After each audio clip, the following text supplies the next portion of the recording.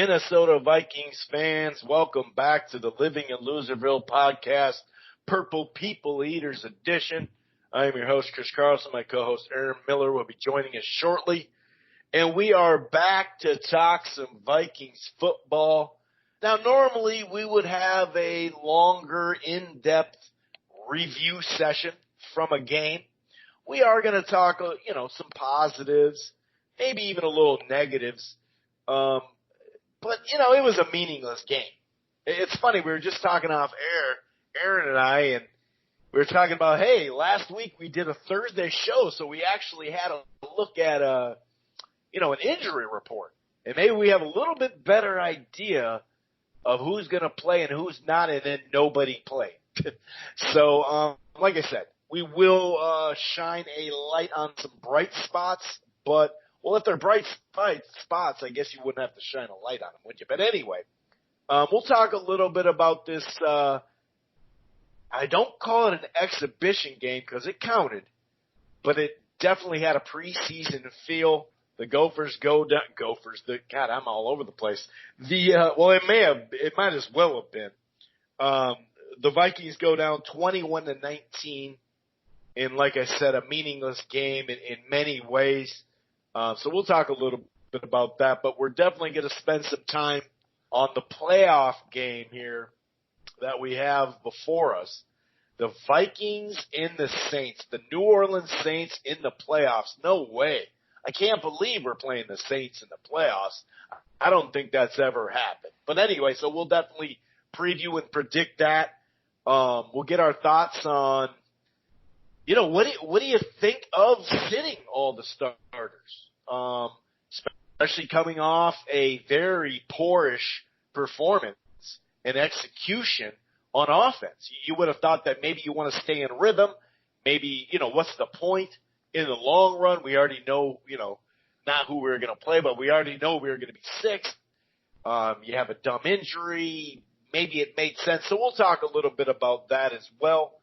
But like I said, a lot of it will have to do with previewing this Saints matchup. It's a tough road, no doubt about it. It's indoors. I guess that's nice, right? They're not the best rush defense. That's pretty nice, too. It looks like Cook will be, back. I don't know how ready he'll be, but he'll be back. So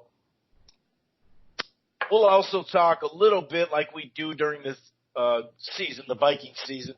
We'll talk a little bit at the very end of the podcast pertaining to the Minnesota Gophers against Auburn as well. The Gophers actually lost their offensive coordinator, so we'll get into that as well, but that's at the back end. Don't worry about it, Vikings fans. We're not going to talk Gophers football or college football to the end of the podcast. But anyway, like I said, we'll get into this in just a moment.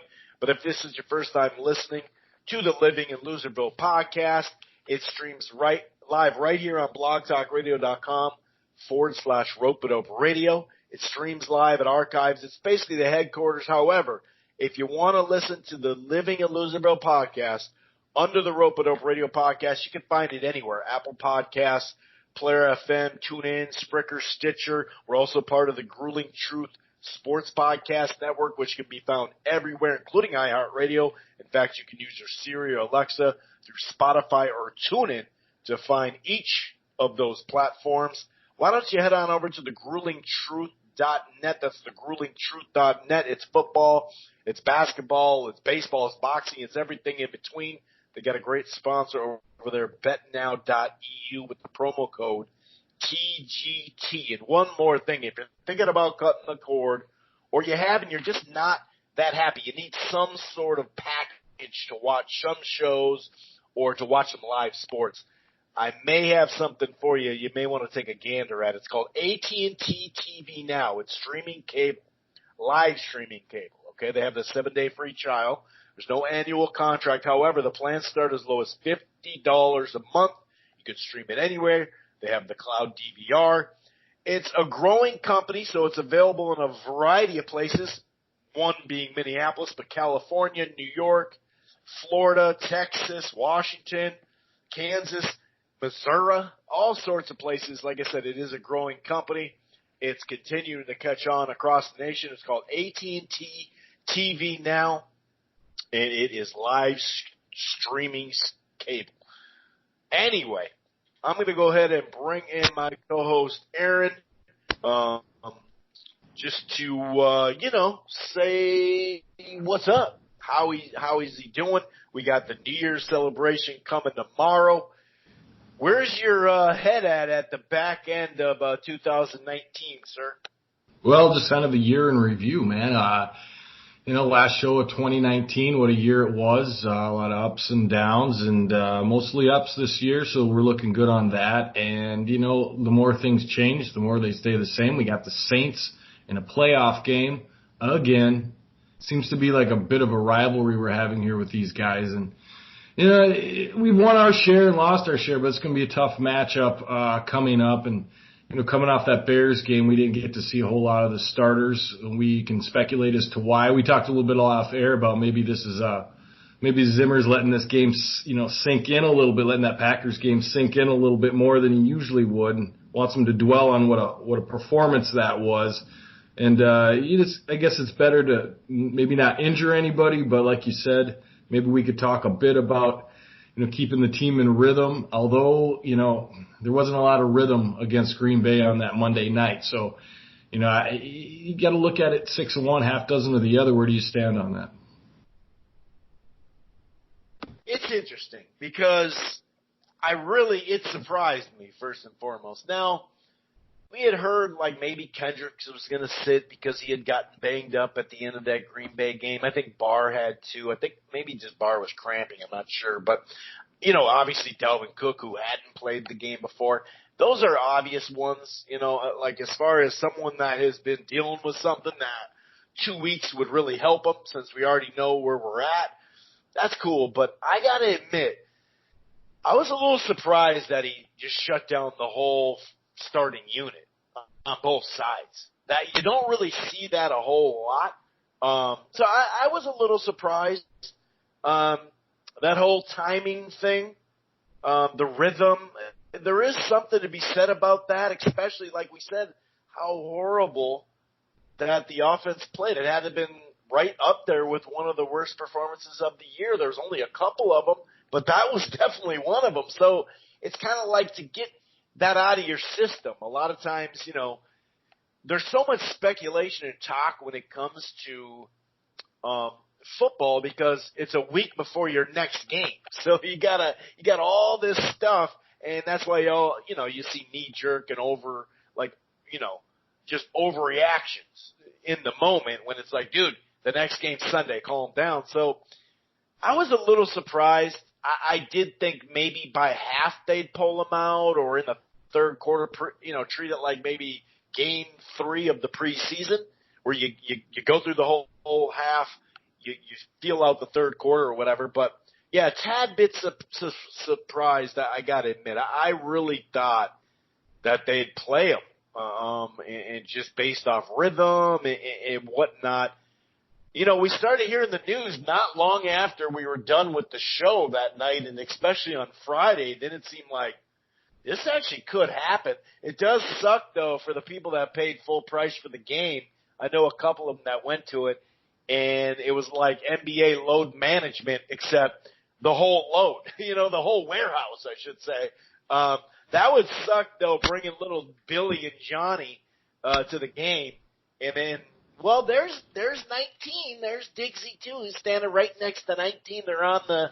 See, they still have their jerseys on. That would be kind of crappy, but that's the name of the game, and I guess it's easy to say that come Monday morning. But if Monday morning, we have some major injuries, then we're pulling our hair out saying, why in the hell were any of the starters in there? So. Kind of in between. I get it, but just surprised, I guess. Well, piggybacking off what you said about, injuries, you got a lot of guys coming back from injury, and it would have been nice to maybe integrate that offense a little bit. Thielen's just coming back off an injury. You got Cook that would be coming back off an injury. Maybe get them some run in that first half would have been a good idea. But then again, the flip side of that is, you make the injury worse or you sustain another injury, then you start to question why anybody played. So I think overall it's a good decision. I wasn't surprised to see it happen, but, I guess you think Zimmer's going to be the tough old codger that's going to make him play, regardless of the situation. Right. And, it's hard to tell what angle he was coming from, but I guess at the end of the day, nobody's any more hurt than they were. I thought there was maybe a small injury. Rashad Hill kind of had an issue, but hopefully he's not somebody you're going to see regularly against the Saints or later on throughout the playoffs. So, overall, he got out of it injury-free. He managed to get some guys some rest, got Cook another week, Thielen maybe another week to help him out a little bit, and hopefully you can get the rhythm back and ready to play because you're going to need to score points against the New Orleans Saints.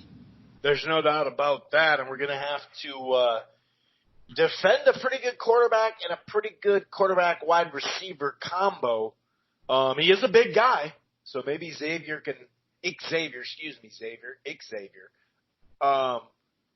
Maybe he can shine like he used to in his prior life as a football player. There were some bright spots that we'll shine a light on, but, just based off the run game, I feel like we would have played really well if we had our starters in this game. 17 carries, $148, 8.7 a clip, and a touchdown for Booney. Abdullah had some nice little runs too, but that definitely was something I'm like, okay, that's pretty good. You would have assumed that Treadwell would have a decent game because, there's only a couple of wide receivers playing, but, he went 0 for 0. He had 0 catches, so that's not good. At least he didn't go negative catches. That's not possible though. So Boone looked good. The offensive line played good. They were missing some. That's the one thing that we did get somewhat right is that defensive line. Last week when we talked about how they may miss just more than one guy, and that was the case. You could tell there was an issue there because it definitely wasn't as stout as it had been in the last 3 games. But, unfortunately, we did go 2-0 against the Lions and 0-2 apiece against the Bears and the Packers, which always kind of sucks. Defensively, though, I think that's where we started to see some – or not started to, like it's preseason or something. But we saw some folks shine there, too, on the defense and in the linebacker core, I thought. Yeah, you're always going to get Wilson playing well. He's like that third with Kendricks and Barr. And, wish sometimes you could see a little bit more of him. But with Gideon out, I guess you do see a little bit more on the first 2 downs of the series. But, he came in and played well. And that's what you want to see when you put in the backups is who's shining. And he played really well. I thought Sandale played pretty well, as hard as that is to say. And Curse, they all kind of played well. It was nice to see kind of the depth playing and get a good look at what you might have. And also going back to the offensive line, I thought they played well for being kind of a patchwork line that they were. You didn't hear much from Khalil Mack. Now, I don't know if he mentally took the day off or what, but he didn't wreck the game as usual. And I don't know if that has to do with Ole Uda and Drew Samia, who I thought played really, really well as a guard in there. So there's some options, it looks like. But, if they're that good, they probably would supplant Elflein, and they haven't done that yet, or maybe they're just not comfortable with the offense. But I thought Drew Samia played really well on the offensive line. So there's some hope there to maybe have some depth in there. And the linebackers look good. Secondary was the Boyd kid played really well out on the corner.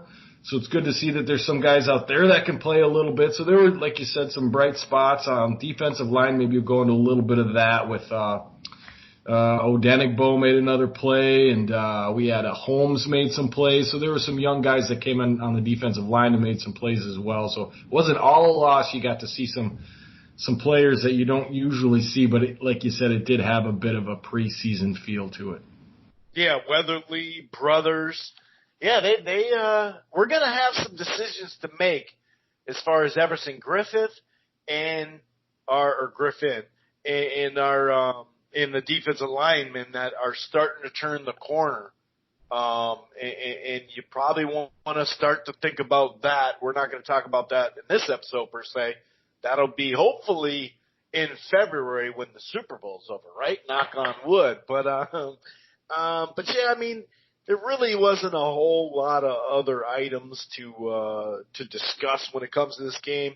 I am glad though that you brought up the offensive line because you're right. It wasn't just boom. I mean, 17 carries. That's not a whole lot. So I liked what I saw out of them. And some of those youngsters you mentioned, good call on that because, depth and competing for a job next year is going to be key as we draft someone or as we bring in a free agent to have what we have here and put them in the competition as well. I think will help the overall, whoever comes out as the starter, I think it'll help the overall starter be fit and ready to play. Anything else, though, as far as the game goes? Anything that kind of stood out to you? Because, like you said, I mean, there wasn't much to it. I think what you could get out of that is maybe they'll shake up that offensive line a little bit. Maybe that's a little bit why they played a lot of the young guys to see if they had anybody that could actually hold up and maybe rework that line really quickly. Now, I don't think that's probable, but it's possible. I mean, it played so badly against Green Bay that, you got to look for some answers. And maybe that was a bit of an audition for anybody on that line who can maybe make a little bit more of a difference than what's up there. I thought, we've talked a little bit about the inside of that offensive line and how it seemed a bit locked down except for one of those guard spots. But overall, it was better than it was last season. And, I still think you're a guard away somehow. And, maybe Elflein gets pushed to a backup center or something. And Klein seems to be holding up well, and so maybe you got to find that other guard, and you need maybe a left tackle coming into next season to just get it a little better. Bradbury's had a rough night against Green Bay, but he's a rookie, and he got kind of his lunch handed to him. But that's going to happen, and I thought overall throughout the season he played pretty well. So, you would have liked to see maybe Kirk come out and get some of that, bad taste out of his mouth and get the rhythm going, but no, they didn't play anybody. So I guess we're going to have to see what becomes of this team going into New Orleans again, man. I mean, we're almost familiar with New Orleans as we are a divisional team at this point. We've just played them so often, it seems, in the last few seasons that, we go back to that one of the best Viking games ever with when Bradford just lit them up. That was, 2 seasons ago, maybe 3. And then you go on to that playoff game. Yep, that's right. Sure. And then we go to the playoff game with the Miracle game, which, that was a rough game, man, and we don't want to break that one down. But, I mean, we won that game and lost it all in the same time and then won it again. So that they got off to such a good start in that game, too, and looked like they gave it away, Yeah, and now here we are again going down to their place this time. And I can't remember the last playoff game we've had at New Orleans, but that's a whole different dynamic, and we're going to look at a whole different Saints team this time. And it's going to be an interesting game. Obviously, you've got to stop the run, and you've got to find a way to deal with Breeze. And if our secondary isn't up to snuff, it's going to be a long day. Yeah, there's no doubt about that. And I can remember, if you count the playoffs and the regular season, you're right. We've really played the Saints a lot. I remember way back in the day when we put in Anthony Carter just on a limb, like, hey, why not? Let's just put him in. Let's just put him in as a punt returner. And, he proceeded to take the punt all the way back for a TD. That was when the Saints were kind of just starting to get someplace. I remember it was a really big deal that they had made the playoffs that year, and then they got, beat by the good old Vikings. I think that also was a year that the Vikes made a run and beat the Niners when AC went off that day against the Niners, who were a really good club at that point. Now, we all know how that season ended. Maybe I'm mixing seasons there. I can't remember. It's been so long. But you're right. We played the Saints a whole lot. We know Drew Brees pretty well. This defense is actually somewhat contained him. You're not going to stop him, right? you're going to try to contain him in spots throughout the game, in moments, and not let him just destroy you. Obviously, he's a stud. First ballot Hall of Famer. There's really no debate there. Kamara has some cook in him. Wasn't a super high first-round pick. Not that many running backs are these days, but I remember seeing him at Tennessee. I remember seeing him against Alabama and just in the SEC in general, so you know he got tested. Kamara is just that guy. He missed some time this year, but he's just that guy. And he can run, of course, as a running back, but he also can catch the ball. He's such a big threat. Our linebackers and safeties are definitely going to sitting in that outer area, about 5 yards in and just being in space with him is not always a fun thing for opposing defenses. So that's one of the matchups, those linebackers, even Harrison, who, for the last, it seems like this year, I don't know if it's always been like that, but this year Harrison's been on the line a whole lot. And that'll be something matchup-wise we're going to have to contend with, no doubt about it. Obviously, getting that pressure, and pressure from the front four will be key too. Yeah, it's fun to blitz and all, but do you want to let a guy like Drew Brees just eat you up where he knows where there's the hole in the defense where the blitz came from? It's going to have to be some crafty blitzes. Obviously, Zimmer is definitely capable of that, no doubt about it as far as calling it. But just the edges in general, and not just Hunter, but, they really need to get after that. We cannot let him have, that 5-step drop, get through your rotation, look, oh, the third guy, sweet, he's open. We can't have that. And obviously, they're stud at wide receiver, man. I mean, Thomas, I should say, is a damn good player. I mean, he had 100, dude. It's not our dad's NFL football anymore, dude, or our NFL football game, dude. He had 149 catches. 149. I know the scoring's up. Same way in the NBA, the scoring's way up. But I just realized he had that many catches. I knew he had a ton, and I knew he had passed 130, but $149 for 1,725. Only 9 touchies, though. Only 9 tutties. That's kind of funny. But, dude, I mean, my guess is they're going to target him, 32 times? They're going to target him, majorly. And he's a big dude, but he can run routes as well. So Xavier and company are going to have to show up. And so many times this year, we talked about how the corners were in position at the last second. They just didn't make the play on the ball, didn't turn their head, didn't know where the ball was. Wherever it is, they were right there. It's not like all these touchdowns were just broken plays and, guys falling on the ground or just getting beat by a double move. Or yeah, sure, some of that Kansas City, stands out there. That Detroit game, the early one with Jones who had 4 touchdowns, there were a couple there. But, that's a perfect example that Jones is that both his touchdowns on Xavier, we talked about those plays. They were bang-bang plays, and Xavier just couldn't get his hand up in time, and he normally does. So that's going to be some of the matchups just primarily here that we're going to have to contend with, and it just makes my skin crawl thinking about these corners trying to cover Thomas.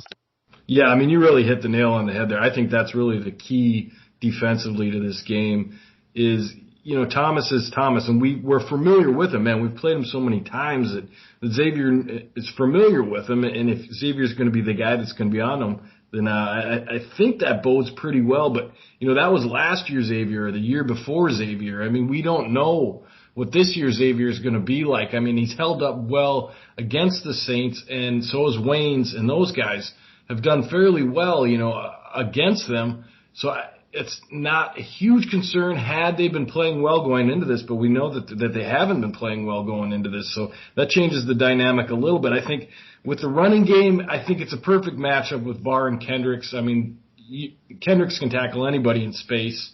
Barr's pretty good at it as well. So that's the thing. Defensive line, as far as ours go, like you said, you need that pass rush. It's got to be a disciplined pass rush.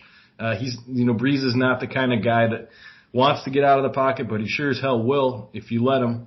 And so you got to have, maybe some rush up the middle. Got to generate that somehow. And I think maybe rotating those defensive linemen now when you got some young dogs that can come in and spell some other guys and maybe just change the way that the line looks a little bit. Maybe pull Linval on third down, do some things like that to kind of mix it up a bit. But we're so familiar with each other, like you switch to the offensive side of the ball, and we know that Diggs and Thielen can get off against these corners. They've done it before. They've made great plays and great catches against the Saints. The defense is a little bit the same. I think it's still Eli Apple and the other kid out there who's real good on the corners out there. And, they haven't seen Cook in good shape. So we'll hopefully, they go against Kamara every day. It's pretty much could be the same thing. But I like offensively. Now, it just comes down to, I'm on the fence, man, and maybe we'll talk about this a little bit. Do you take the game out of Cousins' hands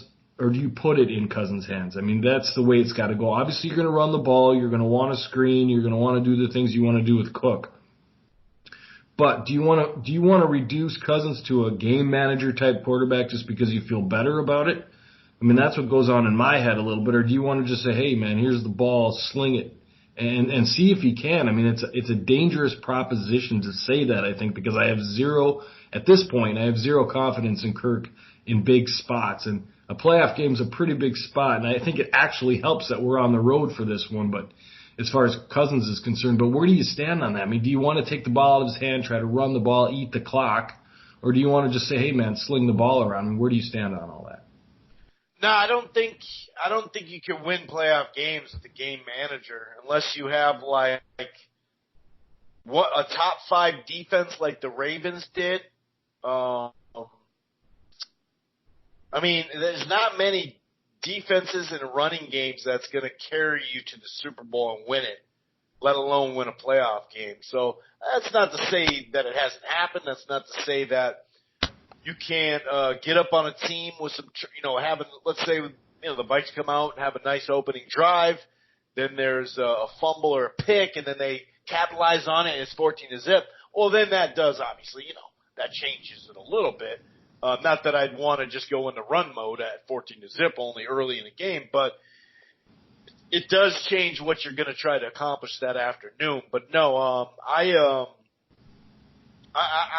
say you do what you got to do to win this game. I'm not.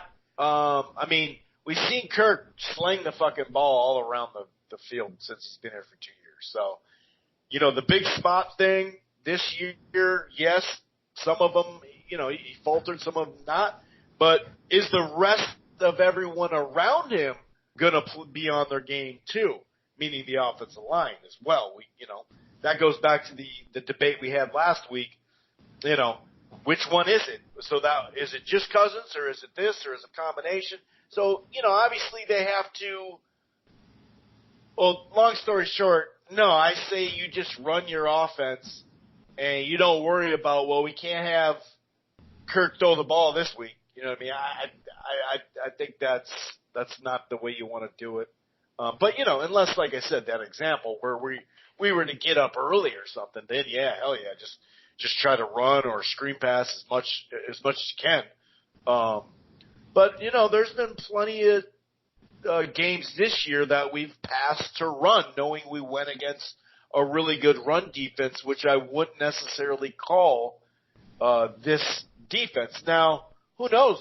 Maybe they will throw a bunch of people in the box. My guess is they will, and that's where that play action is going to have to come and play, and we'll have to hit some mid to deep balls, something we've been doing, one of the most consistent teams with deep balls all year long, especially with Diggs, obviously, too. He's up there. I think he leads the league in that now. I don't know about if someone moved on him this last week because he didn't play or something like that, but they had, 14 of 20-plus catches, which was at the time leading the league.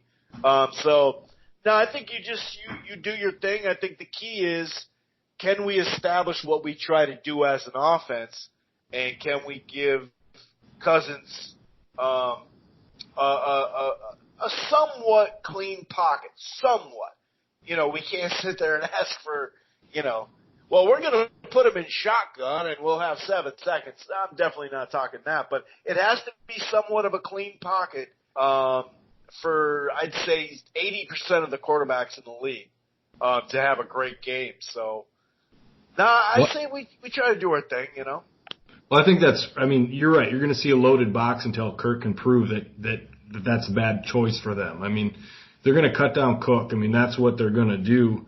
And they'll probably be pretty good at shutting down screen passes. And until he can open it up and get some intermediate passes and maybe a couple deep ones, they're going to load that box. And, I just hope, I hate to say hope, but because you'd like to be able to expect him to be able to do that. But, come out of the gate and make a couple good completions down the field, and you don't got to worry about that box. But if you falter a little bit, they're going to load that box and take away Cook, and then we're in some trouble. So I really feel like it's all about that first drive. Maybe that second drive will be maybe the story of the game. If you can move the ball, get down the field, and like you said, run your offense the way that you've been running it, and then you're in for a ball game. Because I really like our defense against these guys if everybody plays sharp. The secondary is the biggest of all the issues defensively, but if they can play good to great, I really like our defense against this team. They've proven they can play them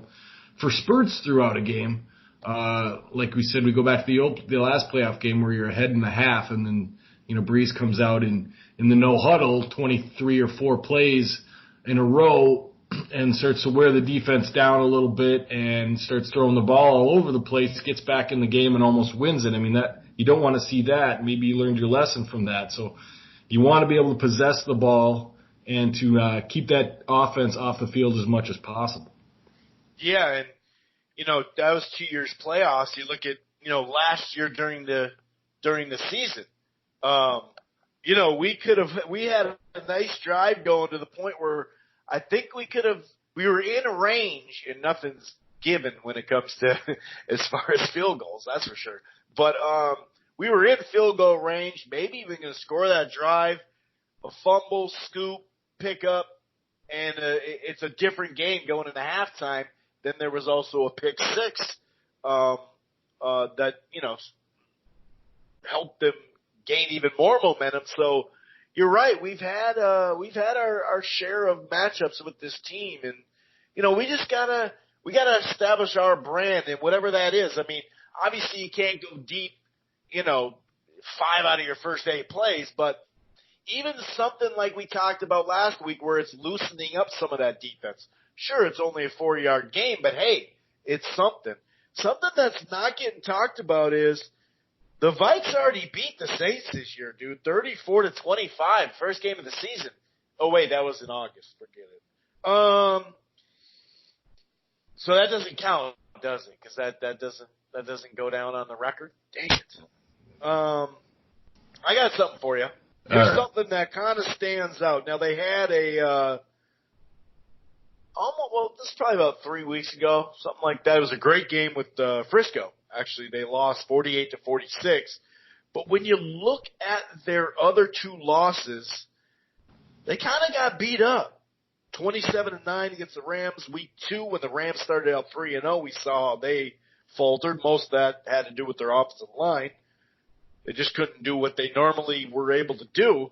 And then 26-9 in Atlanta, against Atlanta. Another game where they just got manhandled a little bit. They got ran against, and they kind of just got beat up. So 2 out of their 3 losses now, they're 13-3. So that's not saying a whole lot. But just something to think about style-wise. Some of those teams I mentioned, style-wise, match up with us somewhat. And I'm not just saying, well, look what we did to Atlanta. That means we can do it to them because, A versus B equals C. That doesn't, what we did, that doesn't do much, really. It really doesn't do much. So, Vegas has us right now. at a 8.5 point underdog, which isn't that big of a deal. But I think it's somewhat fair. It is on the road as well. They are calling for a somewhat high scoring game, pro-wise anyway. The number's almost to 50, so 48.5. So it's not a low scoring game. I don't think it will be either. I think it'll be a kind of a, I don't want to say track meet, but I think it'll be a little bit more like that.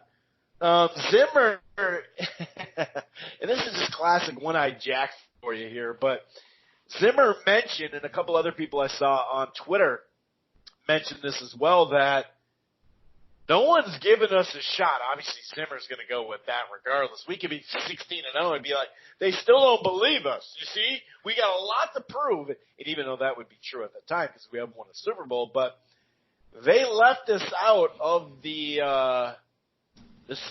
playoffs commercial. 14 out of the 16 teams were in the highlight. It was the Vikings being left out of the highlight. And Zimmer actually mentioned that. Now, I don't know if someone in a meeting said, hey, dude, what the hell is this? Look at, they even have us. Or he was sitting there watching the TV and noticed it or what. But that kind of tells you what people think of our chances of winning this here ball game on Sunday at noon. Yeah, so the two losses I think that you talked about the Saints having, wasn't that under Bridgewater? Because I know they lost Breeze for a long part of the season. The Atlanta game, and I think maybe he was out by week 3 for that Rams game. And it's amazing that team's 13-3 after losing Breeze for, 8 games or something in the season. That's just pretty impressive by the Saints. And you wonder, like, God dang it, now that he's back, is he 100%? And I think they also left Philadelphia out of that too, from what I hear from the media.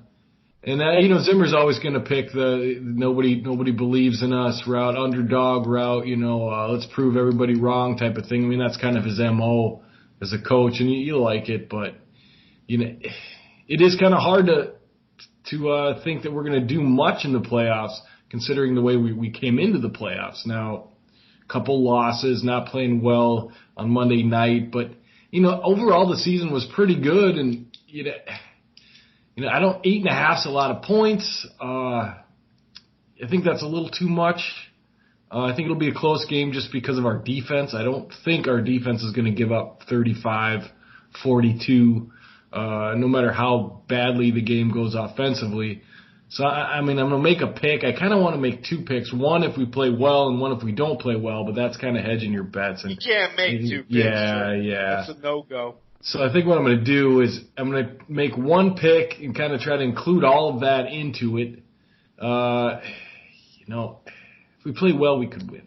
Well, here, I'll just give you a little bit more info. Breeze actually hit his helmet on, I think it was on a helmet, in that first game. And so he only played a chunk of it. In that first loss, I should say. But the second one, he played the whole game when they lost in November 26-9 against those dreaded Falcons. Yeah, I think that was his first game back, wasn't it? I'm not going to dig into that, dude. I can't keep Googling shit. All right, so here's the pick. So if they play well, the score will be closer than if they don't play well, they'll get their ass kicked. Is that what you're telling me? Well, okay, so yes, but I'm saying it's either going to be a shootout or a blowout. I mean, that's the way I'm thinking about it. So it's hard for me to make a pick, but what I'm going to do is make a pick. So I'm going to say 28-23 Saints begrudgingly, and this comes down to me and Cousins. Now, here's what I'm going to say about that.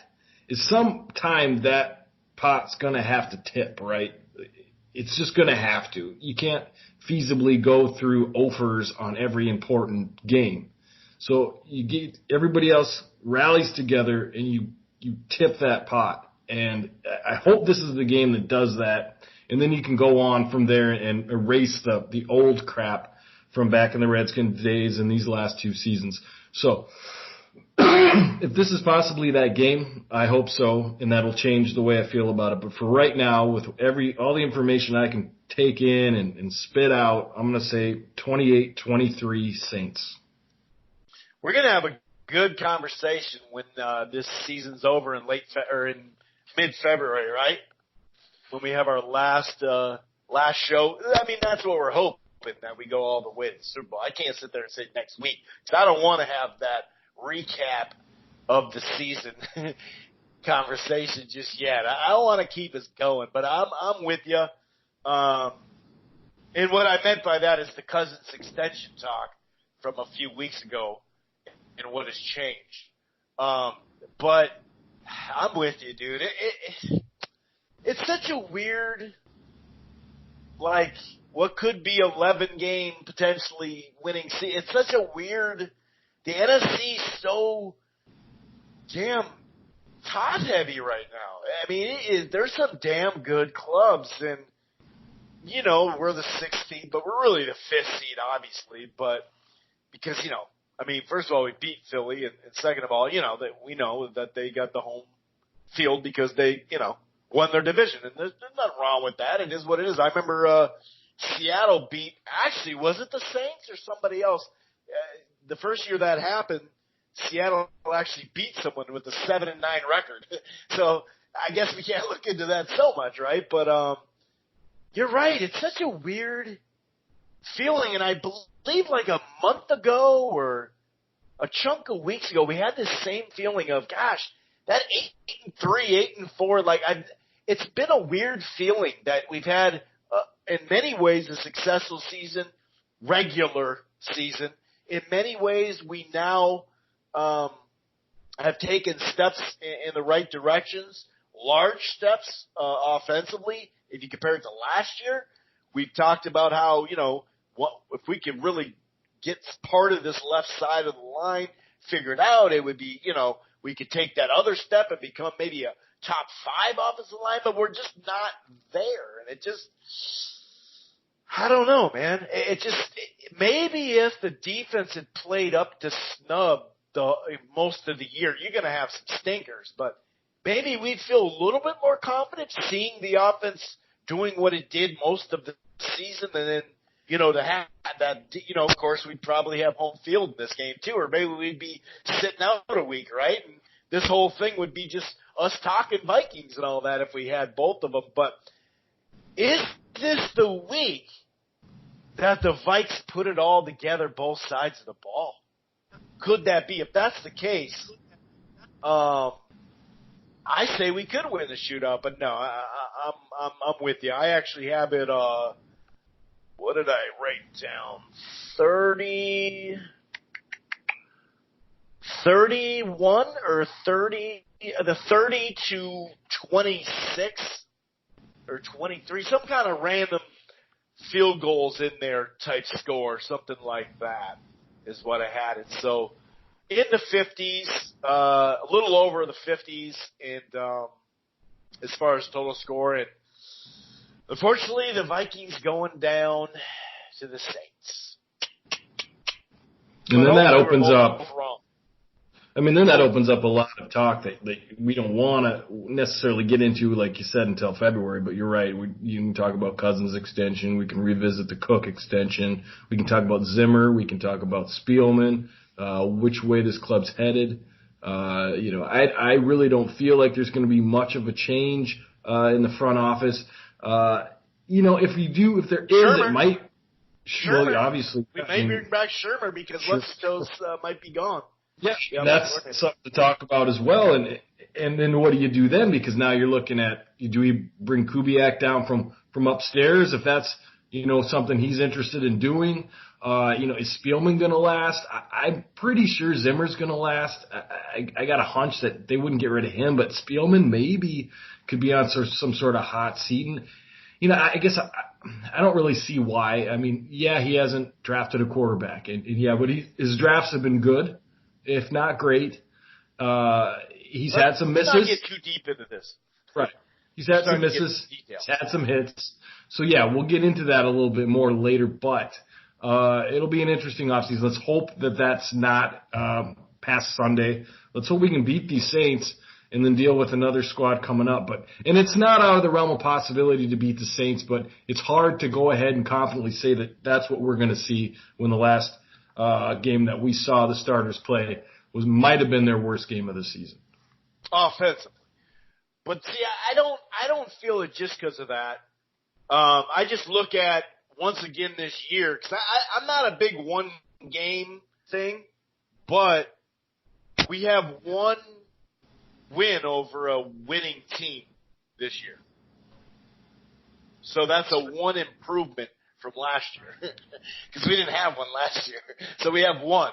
Now we had some what ifs and only if and all that stuff, but as you and I know, that doesn't line up at the end of it. But you're right, though. I mean, being that this is such a top-heavy, NFC, like, sure, there's some bad teams in the NFC, of course, but anything can. It's not even it's not even anything can happen. It's not even actually that, It's not like this would be some sort of, like we're a 15-point dog or something like that, So it could definitely happen. It just, can we put together a performance on offense and defense that we haven't found in these last 2 years, both on the same page, like, hey, you guys played great and so did you.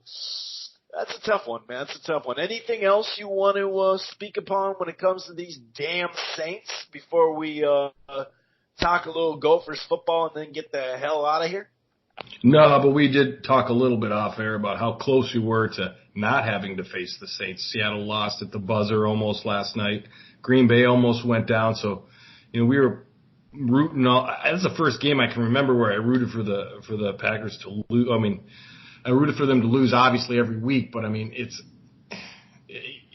that's inexplicable. They led for 0 minutes or seconds of that game and ended up winning. In fact, both games this season, the Packers were not leading at any point in the game and won both those games. And you're right, man. It's been such an up and down year. I mean, we're a 10-6 team with a terrible divisional record, and it's just, it doesn't bode well. But let's see, man. Like you said, they put it together offensively and defensively. I don't think there's anyone we can't beat, but you're going to have to do that, and you're going to have to do that 3 times on the road. Yeah, that's a little daunting. We'll see. We'll definitely see. So we're both got to pick in against our beloved Vikings. You got to do it sometimes. Sure, we're fans, but we're not fan boys.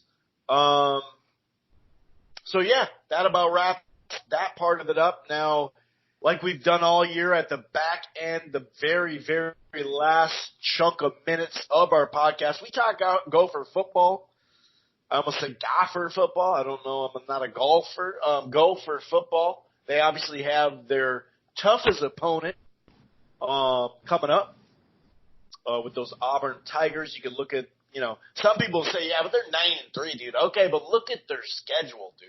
Their schedule was the toughest. If you look at like LSU, well, I shouldn't say the toughest, but LSU, A&M, and Auburn, show me tougher schedules. Good luck with that, too. It's going to take you. It's going to take more than Google to find those answers. So it's going to be tough. Now, there is a defensive end that's stud that is not going to play because he's trying to get ready for the draft, okay? Now, there also might be some rotating with some of their studs on the defensive line for that exact reason. Well, let's get some people in next year, but also this guy's going to go in the first round. We don't want to mess up his career. We can't win anything. What are we going to win our way back in the top 10 at the end of the season? Yeah, that's great and all, but it's not all that important for him at that moment. They just beat Alabama, dude. They're good for the season. And I like to go right off of that because there is a potential that they're like, row a fucking boat. Who the fuck is rowing a boat, dude? You can't even row in the winter. They could be thinking, who is this Minnesota squad? We just beat Bama. We had some tight games with, the LSU and Florida that they just didn't win, but they were tight. And so there could be some lackadaisical, these up north slow-ass dudes are going to come back down. But once they put on the tape, I doubt they'll be thinking that. But you do run into this in bowl season. It's something that we talked about on the college ball show plenty. Motivation. What is your motivation? Now, Minnesota's going to be motivated as hell. But when you look at a team like Auburn, who's been there and done that, and is amongst the top level programs in the country, there is a possibility that they could come out minorly less focused and saying, dude, we've already played some of the toughest teams in the league. We're coming off Bama. Maybe they get all caught up in that Bama win because it is, that in-state huge rivalry. A lot of people don't realize Auburn is in Alabama. It's pretty crazy. That little ass place can produce two programs like that. But Bo Nix, okay, his father was the offensive coordinator there. I believe on that. Maybe I'm wrong. I believe on one of those championship squads a while back, not the last run, but with Cam. But he's just okay at this moment. He is not a stud. Now he'll do some plays where you're like, wow, this kid's going to be really good. And in a lot of those games were against really, really tough opponents. So he did show out against Oregon to come back and win the game. But if you look at his stats and how he played in the game, it was rough. It was rough. So he's had some rough outings. He's not a great quarterback at this stage in his career. They obviously have a great offensive line. I'm wondering with those defensive line if that helps us in there, though. One completely not playing and another a little banged up. He may not play as much as he normally would in a normal game. So this is going to be a good game. I don't think we're going to get ran out of town. But I do think that they're going to lose the game. But I feel like we're going to. I just love this matchup because, like I said, it was the toughest. This is our toughest opponent, and yeah, you got the 10-2, man. That's phenomenal. We had a great season. We got that crucial big win we needed. We got all this stuff, right? But there's also sometimes it's good to be humbled in these moments, and even if we did kind of get beat up to where somewhere in the third quarter, and this is what I kind of feel like is going to happen in the game, somewhere in the third quarter, whether it's mid or late, it may start to get look like a dominant performance from Auburn. But no matter what happens, obviously if we win, that's a huge deal, and I do think it helps in recruiting. Closing on someone that's still out there, for the February date, or obviously, 2021. So, long story short, I love this matchup because it's a good way, even if we get smacked around a little bit, it's a good way to go humble yourself and kind of reevaluate what you did in the season and what you didn't do in the season, what you do next year with a lot of talent coming back. And those off-season workouts and spring practice, spring game, you kind of get a little bit more humbled if you get smacked around by a big-time SEC game going to the off-season.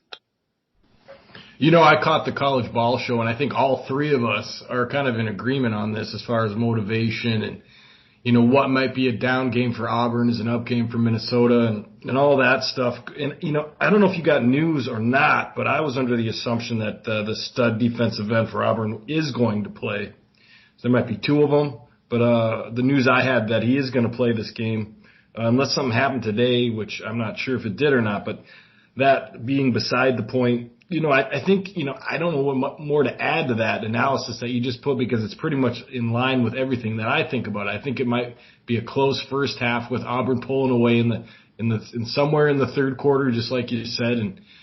Like you said, it's a bit of a litmus test to see where we stand up against the top-notch program in the country. Yeah, we stacked up well against the middle-range Big Ten and played decently against the top-tier Big Ten.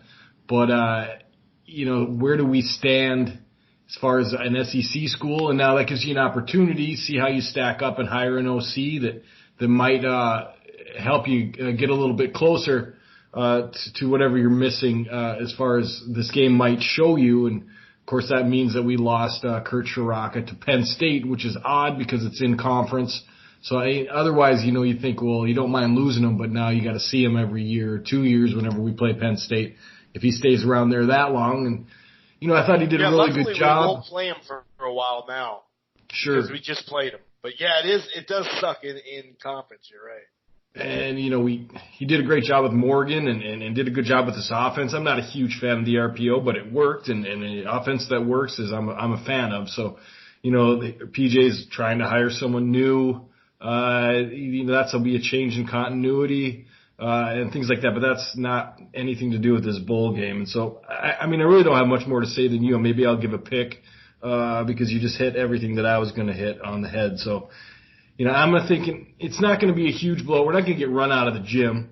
I think, like I said, it'll be a close first half, if not maybe a tied first half. But I think at some point Auburn's going to pull away, just because I think they're a little bit ahead of recruiting, if not a lot ahead in recruiting. So they're a little bit better athletically than we are, and maybe used to the spotlight a little bit more. But like I said, these kind of training wheels for the next step in the program. And so I'm going to go 34-14, something around there. Auburn wins this one, and we take those lessons and come home and try to build on them.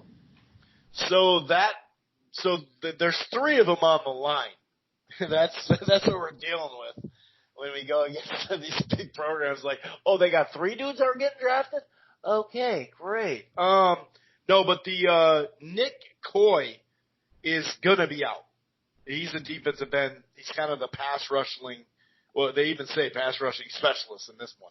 But the other 2, Derek Brown and Davidson. Davidson's the other end. He is playing in the big daddy in the middle, who I did kind of hear he may split sometime just in case.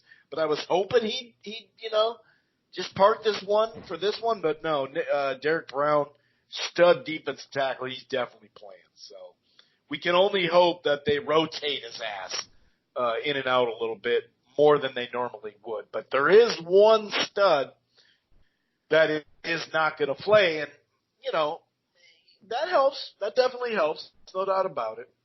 And I think that just going against this young offensive line, they're not as young as they were last year, but they're still young. Be a good lesson for them, and I think it'll be a good experience. I think, if they could play really well, it changes the outlook a little bit on this game, but I just don't, overall team-wise defensively, what we're going to be playing, what we're not, I just, offensive coordinator issue, things like that, I just don't see us pulling an upset here. But stranger things have happened, but I just don't see it happening right now. And I think, like you said, you kind of nailed it with the fact that, it's a good place to judge where you are and, like I said, come back and tool up to what you might need to become. Yeah, it'll be interesting to see what they do with the coordinator as far as at a full-time basis, too. So, I think that about wraps it up. So it's a big go Vikes, go Gophers week.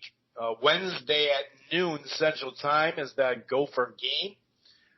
Their Gopher game against the Auburn Tigers. And right at the same time, Bama and Michigan play. So that's kind of interesting. So yeah, I think that about wraps it up. You got anything else, sir? Man, let's wrap her up. All righty. We will be back next week, hopefully, to talk about a Vikings victory. We'll see you next week. Peace. Go Vikes.